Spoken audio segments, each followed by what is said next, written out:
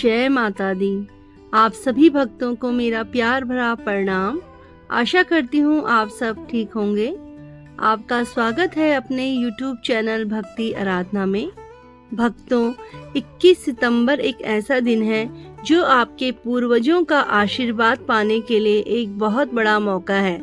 मैं बात कर रही हूँ पितृपक्ष में महालय अमावस्या की, जो 21 सितंबर को पड़ रही है।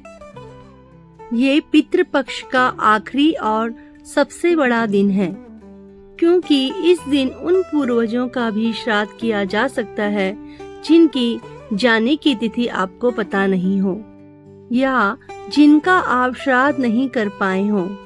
हमारे पुराणों में भी लिखा है कि जब पितरों की कुछ इच्छाएं अधूरी रह जाती हैं, तब बनता है पितृदोष, जिसके कारण घर में झगड़े, पैसों की कमी और हर काम में रुकावटें बनती ही रहती हैं। इन सब से मुक्ति पाने का सबसे शक्तिशाली तिथि महालय अमावस्या को बताया गया है। अगर आप इस दिन पितृ शांति की पूजा करवाते हैं तो पूर्वजों को शांति मिलती है और उनका आशीर्वाद घर में सुख, शांति और उन्नति लेकर आता है। तो मेरे प्रिय भक्तों, आज मैं आपको सुनाने जा रही हूँ महालय अमावस्या की अद्भुत कथा। एक ऐसी अमावस्या जो पितृपक्ष का समापन करती है और देवी पक्ष की शुरुआत करती है। इस दिन पितरों की कृपा से साधारण इंसान भी असाधारण जीवन पा सकता है।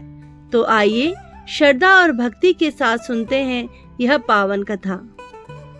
सनातन परंपरा में वर्ष में 2 बार पितृलोक के द्वार खुलते हैं, श्राद्ध पक्ष और गंगा जल तर्पण के अवसर पर। इनमें भी महालय अमावस्या का दिन विशेष होता है। कहा गया है, महालय अमावस्या को किया गया श्राद्ध, पिंडदान और तर्पण सीधे पितृलोक में जाकर हमारे पूर्वजों को संतुष्टि देता है। इस दिन को पितृलोक की विदाई का दिन भी कहते हैं, क्योंकि पितृपक्ष के 15 दिन तक पितृ अपने वंशजों के घर आते हैं और अमावस्या पर वापस अपने लोक को लौटते हैं। स्कंद पुराण और गरुड़ पुराण में कथा आती है, राजा करकटी नामक एक शासक थे। वे धर्मपरायण थे, लेकिन एक वर्ष पितृपक्ष में श्राद्ध करना भूल गए। परिणाम स्वरूप उनके राज्य में अकाल, बीमारी और अशांति फैल गई। राजा को स्वप्न में उनके पितरों ने कहा, वत्स, तुमने हमें विस्मृत कर दिया, इसलिए हमारी आत्माएं दुखी हैं। जब तक हमारा तर्पण नहीं करोगे, तब तक सुख नहीं मिलेगा। अगली महालय अमावस्या को राजा ने पूरे विधि विधान से पिंडदान किया। तभी से उनके राज्य में समृद्धि लौटी। इस कथा से स्पष्ट है कि पितृ कृपा से के बिना जीवन अधूरा है। श्राद्ध और तर्पण की महिमा। इस दिन काले तिल, कुश और जल से तर्पण करने का विशेष महत्व है। पितरों के नाम पर अन्न और वस्त्र का दान करना पितृलोक तक पहुंचता है। जो ब्राह्मण भोजन कराता है वह मानो अपने पितरों को ही तृप्त करता है। माना गया है कि जो व्यक्ति पितरों को तृप्त करता है, उसके घर में धन, संतान और शांति बनी रहती है। इससे जुड़ी एक और कथा मैं आपको सुनाती हूँ। वाराणसी का एक साधारण युवक था, अनिरुद्ध। पढ़ाई में होशियार था, परंतु नौकरी के हर प्रयास में असफल रहता। घर में आर्थिक तंगी और बीमारियों ने उसे तोड़ दिया। एक दिन गांव के एक बुजुर्ग पंडित ने कहा, बेटा, क्या तुमने कभी पितृपक्ष में श्राद्ध किया है? तुम्हारी समस्याओं की जड़ वही है। अनिरुद्ध ने स्वीकार किया कि उसने कभी श्राद्ध पर ध्यान नहीं दिया। पंडित जी के मार्गदर्शन में उसने गंगा तट पर जाकर महालय अमावस्या के दिन तर्पण किया, ब्राह्मण को भोजन कराया और गरीबों में अन्न बांटा।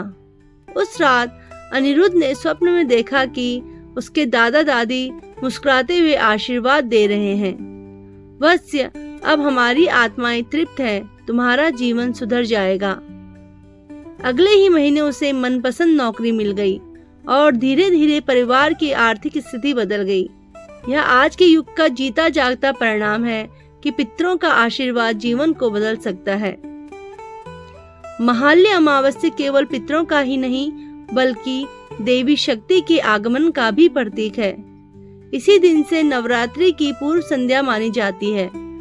महालय अमावस्या हमें सिखाती है हमें अपने पूर्वजों को नहीं भूलना चाहिए। जो जड़ को सींचता है वही पेड़ को हरा भरा रखता है। श्राद्ध केवल कर्म कांड नहीं बल्कि कृतज्ञता है। पितृ कृपा के बिना देव कृपा भी अधूरी है। प्रिय भक्तों, महालय अमावस्या केवल अंधेरी रात नहीं बल्कि हमारे जीवन को रोशन करने का दिन है। पितृ पक्ष के इस अंतिम पर्व पर जो भी श्राद्ध और तर्पण करता है उसके जीवन में सुख, समृद्धि, शांति और संतान की कृपा बनी रहती है। भक्तों, अगर आपको यह कथा और महिमा अच्छी लगी हो तो इसे लाइक शेयर जरूर करें और हमारे चैनल को सब्सक्राइब करना ना भूलें। मिलते हैं अगली रोचक जानकारी और एक भक्तिपूर्ण कथा के साथ बहुत जल्द। तब तक के लिए आप सभी को मेरी तरफ से शुभ रात्रि। पितृदेवों का आशीर्वाद आप सबके जीवन में बना रहे। जय श्री पितृदेव। जय माता दी। जय माता दी। जय माता दी।